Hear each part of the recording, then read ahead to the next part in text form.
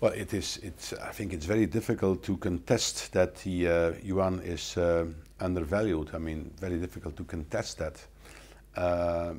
Why doesn't it change the rate of the yuan? Because it's a fixed rate. I mean, it's not a floating rate. And I think we are entitled to criticize this. On the other hand, we should take care. It's not by pressure that the Chinese are going to move.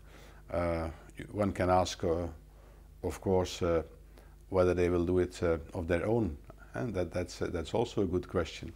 There is I would say, a more global political constellation with China, which makes that they have become a major trading partner, major economy also on a world scale, and that they still have some hesitation to really engage in that world community. And I think we should be insisting that take up more and more that role also in the world community.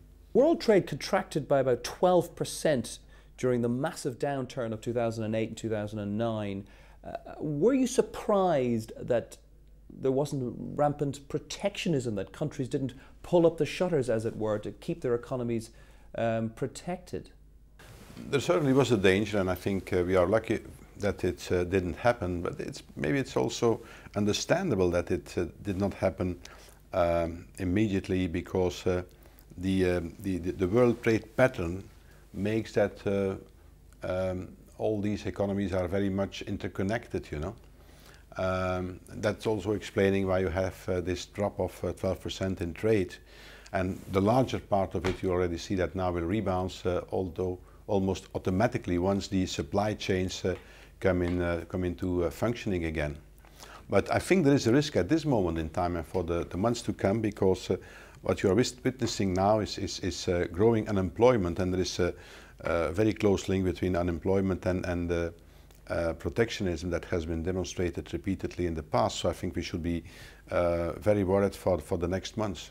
When you say growing unemployment, you mean growing European unemployment? Yeah. And are you worried that Europe won't benefit from the upswing that we're seeing in global trade?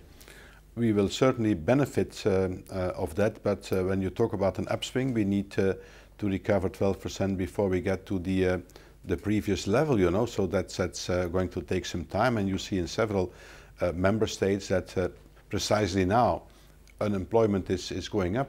By the way, that's not limited to the European Union. That's also the case in the United States. Huh? You've been quite critical of the American administration of late. President Obama saying he wanted to double exports instead of doubling trade. Well, it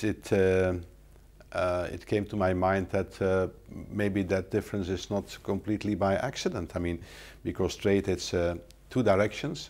Exports, that's much more one direction. Now, I think that it's quite impossible to double your exports on an agenda that would be protectionist. I mean, if you really want to double your exports, you have to do it in a trade pattern, a free trade pattern. If not, that to me it's completely impossible.